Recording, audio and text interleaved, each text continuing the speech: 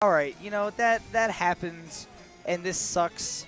But if it's something minor, like, you know, some guy cut you off in traffic or some guy, you know, called you a really bad name, you just gotta go, that sucks, but I'm not going to let it ruin my day. Oh, I'm going to let it ruin my day. Screw that guy. TLOC Denti. I'm going to ruin his day. Oh, yeah. TLOC Denti versus AeroLink.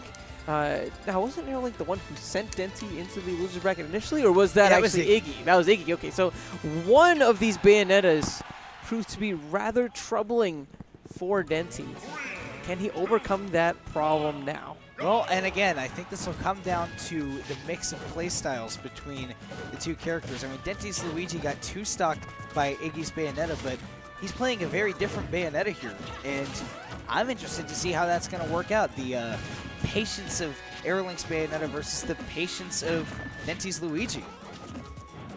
Somebody's going to have to strike first, and it looks like it's going to be AeroLink. Man, he's been getting some of these initial openings, hasn't been able to sequence them for all that much more yet. I'm just waiting for that one time. While his punish game is not as proficient or pronounced as Iggy's, it's still really, really clean. And it's the neutral game that really lets him strive. He doesn't make too many mistakes in the neutral. And when he does, it's usually because he's trying to punish a little too hard. Ooh! Almost there. AeroLink, once again, staying calm, collected, making it back, not having any problems. I would have been scared. I would have been like, yeah. Oh, so look at that. The balloon? The balloon slowed down the side B, and that gave Denti enough time to get out. Could also be that Denti's just a lot better at DIing out of the combos than I am, but that's, you know, that's maybe what he was working on during his vacation, was just DI. Just DI. He's like, I'm gonna come back and I'm gonna beat this matchup. Kind of a difficult time right now. They're both even, but AeroLink's gonna take this first stock. Perfect positioning as well from AeroLink. Every plumber main in the world loves going for that up smash in that position. You know, it really is one of the best anti-air options in the game. And so AeroLink just put himself there, pops the witch time, and gets the punish that he needs to close out the first stock. Yeah, and nice back air, as most commentators would say. I think that big thing there is. Oh my goodness.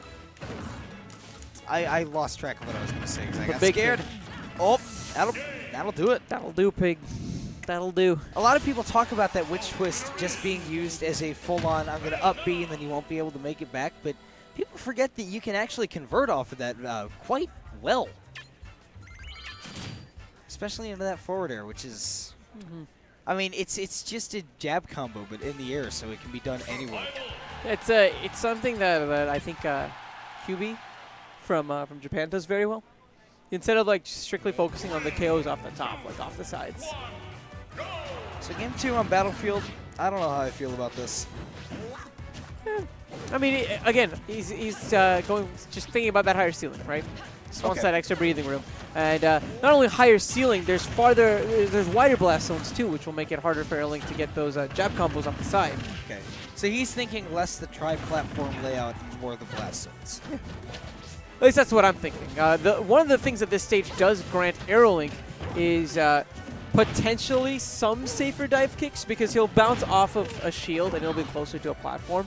But conversely, Denti can. Well, I was gonna say, I think that conversely Denti can maybe like use those as a potential punish opportunity. So you know, there's like definitely an ebb and flow to it. I think the big problem I see is that AeroLink will be able to kind of shark under these platforms with this great aerial options. Denti's going to have to try to find a way out of that because Luigi's aerial mobility, I mean, not top tier. It's definitely not the best. He's pretty slippery though, and he's going to use that slipperiness to take the first stock, turning around to ensure he can get those quick activation frames. Luigi's got some very quick smash attacks. Yeah, I mean, his up air, or up smash rather, comes out relatively quickly. His down smash has almost no ending lag, which is incredible. Ooh, back. I don't know how. Pushing the limits of that recovery and doing what he probably should have done in the first place there, just absolutely destroying his B button on his quest to the top. Ooh, that was some of the most patient corner play I think I've ever seen. And that just goes back to AeroLink as a player and as a person. It's just how he's willing to just work with the clock and how he's willing to really exert his patience until you do something stupid. AeroLink is going to be looking to almost take that stock there. Denti mashing over that. It's going to be a problem. He's going to need a misfire. Oh, and missing the tech. That hurts. AeroLink takes it 2-0. Denti with a still solid 4th place finish. The Bayonetta curse. He couldn't overcome that. But everything else in this bracket, he did a really great job against. I think the problem is that Luigi and Cloud, I think they both have a tough time against Bayonetta. And, you know, those are his 2 characters. Diddy, man. Maybe it's not a big. Diddy, dude. Well, Diddy might be not a bad idea. Diddy, dude. Zenoda versus Tyroi? Like, Tyroi beats Abadongo, and then Zenoda's like, yeah, I got this, fam. Don't worry about it. Did he do that correctly?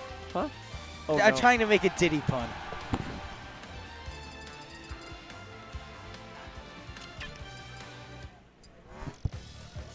Yeah, sorry guys, Infinity might be gone, but I'm still here to grace the pun loving in your heart.